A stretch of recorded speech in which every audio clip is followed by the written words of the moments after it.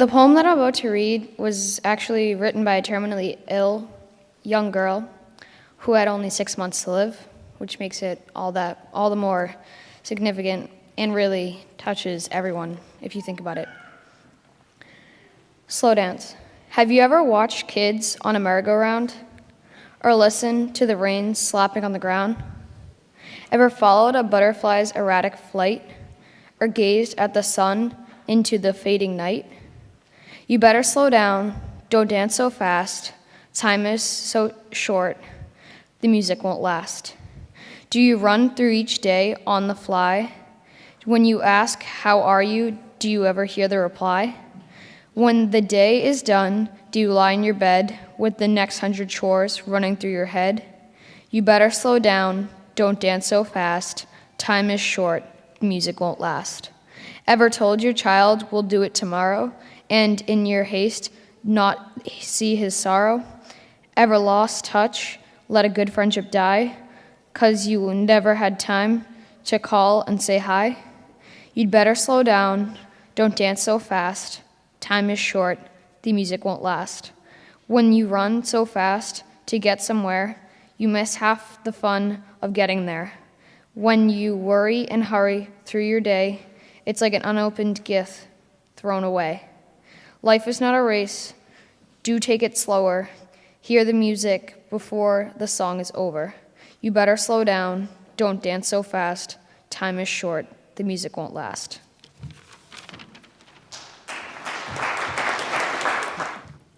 Good morning. So, I'm here to talk about my spiritual life. I found out years ago that my spiritual life is my life, my ordinary life.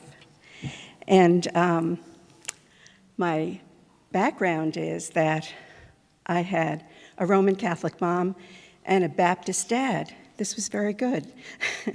Kind of helped me understand different Christian perspectives in our lives.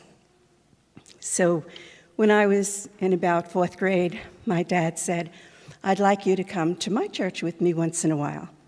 So I went to the priest, Father O'Sullivan, and asked him if I could go to a Protestant worship service. And he said, you know, it's the law of the church that you can't go to a Protestant worship service. I said, I know, that's why I'm asking you for permission. And he smiled and he said, you know, it's the law of God that you honor your father and your mother. He said, I think the law of God's higher than the law of the church, don't you? And I said, that sounds right. So he said, you should honor your father and go to the Baptist church with him. So my grandmother was delighted, my Baptist grandmother. So that was a pretty wonderful experience for me growing up. So my prayer life, I realize, is my life. My spiritual journey is my life. When I was just a little girl and my Catholic grandmother, my Nana, was taking me for a walk, we stopped by a playground. And I watched the kids in the playground having a lot of fun. I was about 2.5, 3.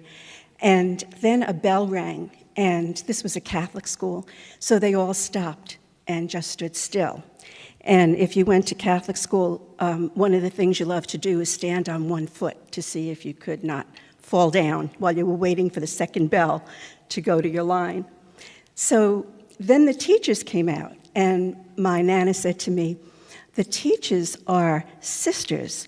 They've given their whole life to God. And I thought, I want to do that. I want to give my whole life to God. And as it turned out, I actually joined that community of sisters. And I stayed in the community for 17 years. And then I felt God calling me out of the community. So I was studying at Andover Newton. I went to Andover Newton to study because I wanted to be part of a parish ministry.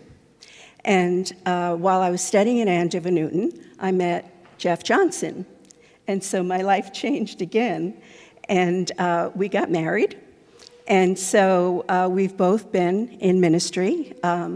I've Jeff and I were a team pastorate in the Athol Congregational Church. And for a year, I was interim pastor at another congregational church in Phillipston. So it's been quite the life journey, and I feel very deeply that God has been part of that whole journey and still is. I think one of the things that I've discovered is that my spiritual life is my life. And it might be helpful sometimes to think about that. Our spiritual life is our life. So thank you for letting me share some of my life, my spiritual life with you. And I hope we have a chance sometimes to talk about yours. I'd love to get to know a lot of you much better. Thank you.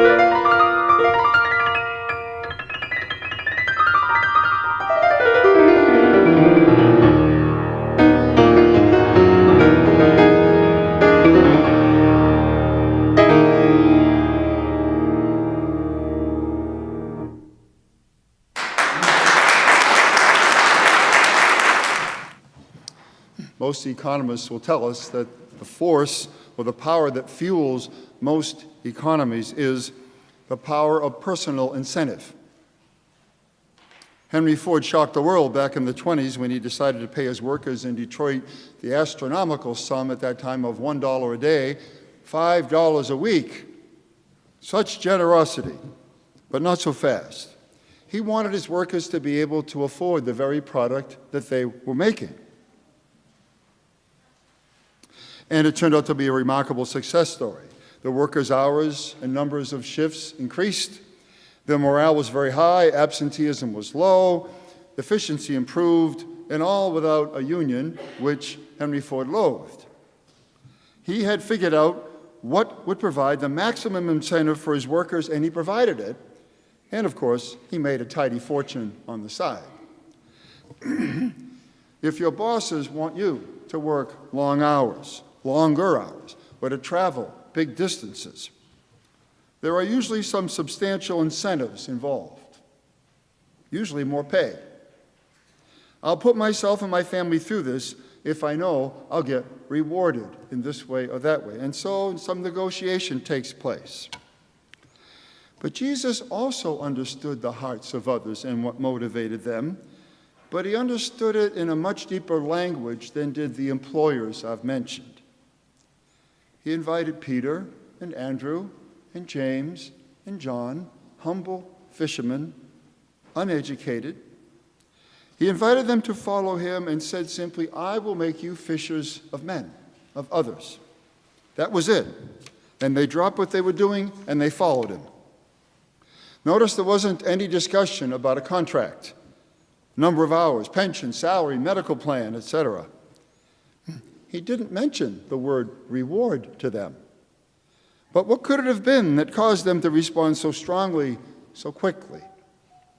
As one cynic quipped, what reward did Jesus get for embodying the Spirit of the living God, for being the Son of God? Death on a cross. Some deal. That's just not going to play in Peoria. But it was seemingly irresistible to many in a small village in Palestine almost 2,000 years ago. So what was it that Jesus knew about motivation and about reward? There is precedent for this, the one and only Moses. I don't mean the glorious stuff from Cecil B. DeMille with the crossing of the Red Sea against all odds and all the drama.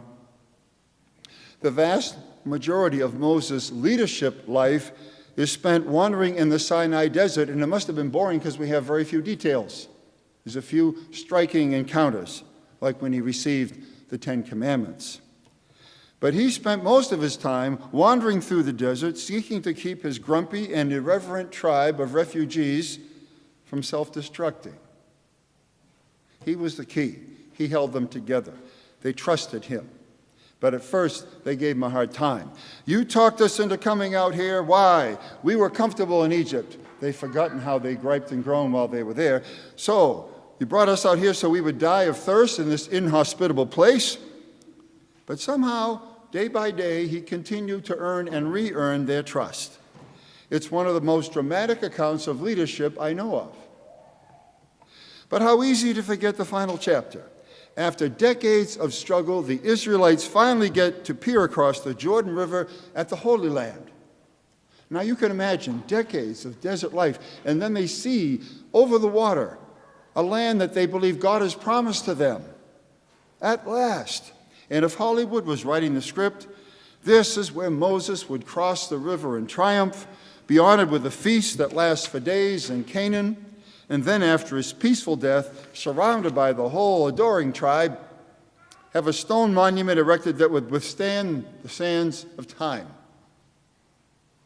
But that isn't what happened.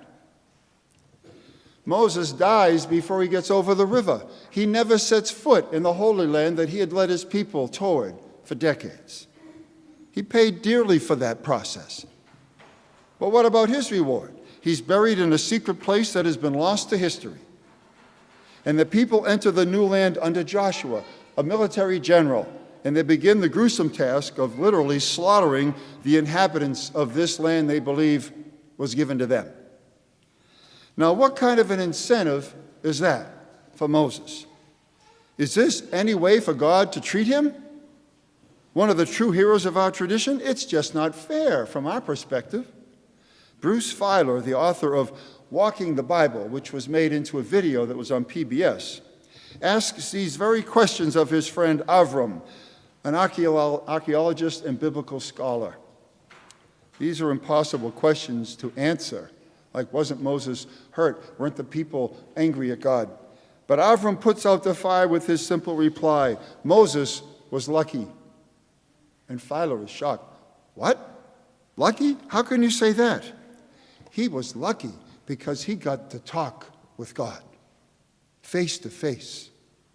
He is the only figure in the Hebrew Scriptures that sees God face to face and lives. Nothing could be more precious than that. You see how he shifts the sense of reward. Totally different than the one we've grown accustomed to in our regular life. Now that's a totally different kind of proposition. It can't be measured or it can't be invested. It won't put you in one of those dreamy retirement images of lounging in the Caribbean watching the sun go down. But then we come to the words from Jesus that I read to you from Matthew. He raises up the practice of fasting. Don't make a show of your discomfort like the hypocrites do. Look at me, I'm so loyal. I love God so much, and you moan and you groan. And he says this key phrase that I find very interesting, they have already received their reward. From God? What does he mean? I think he's saying that if you do something in order to draw attention to yourself, to be admired, to be revered, you may well get the very reward you've been seeking, admiration. But it's all about you. God need not be involved. Thank you. You've made it almost impossible for God to touch your heart because you're so wrapped up in yourself and what you want. That kind of reward fades fast. Earlier, Jesus said, "Don't let your left hand know what the right hand is doing."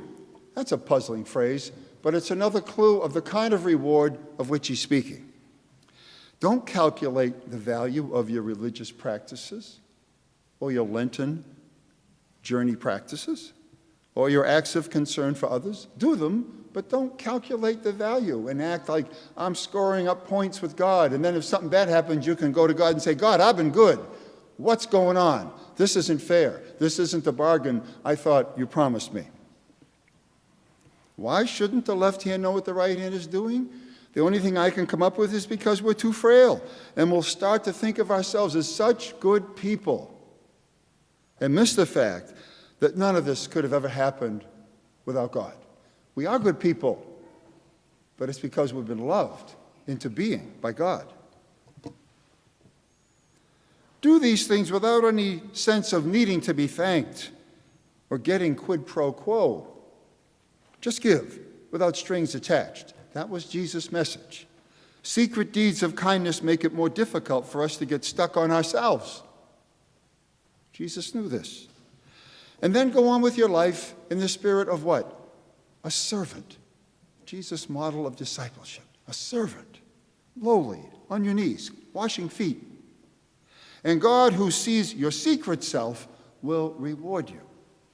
Not with attention, not with money, not with prestige, not with honors, but with a renewed sense of the closeness of the holy. Oh God, you're as close as my next breath. Rewards still play a very strong role in our culture. We play the carrot on the stick routine with our children all the time. I remember, if you do this, I'll do this, And we say to our spouse, okay, we'll spend 4 days with your parents far away, but I want to be able to play golf a couple of those days so I can get out of the house. And the other partner says, deal. We all make deals with each other. The trouble comes when we think we can make deals with God. It's not an equal relationship. The life of the disciples, for example, after Jesus was very difficult. We know that most of them died violently. They were under steady pressure to change their message or to leave town quickly. They were in trouble most of their lives after Jesus was crucified and returned to them. But they had moved to a deeper level of reward, and they knew that if they sought it and tried to grasp it and did these things for glory and honor, they would lose it. Their lives moved from a clenched fist to an open hand. And then they finally understood what he'd been trying to tell them all along. It catches us all the time. A loved one is dying, and it doesn't seem fair. They deserved a better reward than this. Someone dies suddenly, and we're offended. Where was God? They're too young. Where's the justice? These are honest questions, and they come out of raw pain. But God's ways are always astoundingly different. God understands our pain. I believe God weeps with us. But Jesus challenged the old rules. He said, if you love those who love you, what have you accomplished? Anybody can do that. There's nothing special. Love those who hate you. Pray for those who persecute you. And God will reward you. See, there's that reward thing again. What will God reward me with? Intimacy with God, a sense of transcendence, a sense of sacred purpose to my life. Not what I was seeking, but it comes by following in Jesus' steps. Many tell me that they come to worship because they often experience some peace, some quiet, and some sense of centeredness in their chaotic lives. That's good. I hope more of that happens. But remember, when you come to worship or to pray, God just may reward you with some discomfort about something you need to deal with, about the hidden costs of what you perceive to be an innocent addiction. And God might remind you of that. And so it might not always be comfortable to come to God. It shouldn't be. God doesn't play by our rules. No deals. And for that, we should be thankful, because our deals tend to be more shallow and run out of steam. God's deals are eternal. The water of life never runs out. And so, our Lenten journey has begun. Ash Wednesday, a pretty stark way to begin a spiritual journey, with ashes a sign of death, and yet part of us is saying we need to die to our ego and make more room for the Spirit. This season is based on the premise that if we become more disciplined about such things as how we live, how we reflect, how we eat, how we pray, and how we surrender, we will be rewarded. And the strange thing is, it won't be anything new, anything brand new. Rather, it will be like we've heard something familiar, but for the first time. Because instead of telling God what we want, or trying to earn points with God, we instead will be given the grace to receive what is offered. And that's everything. That's a precious reward indeed.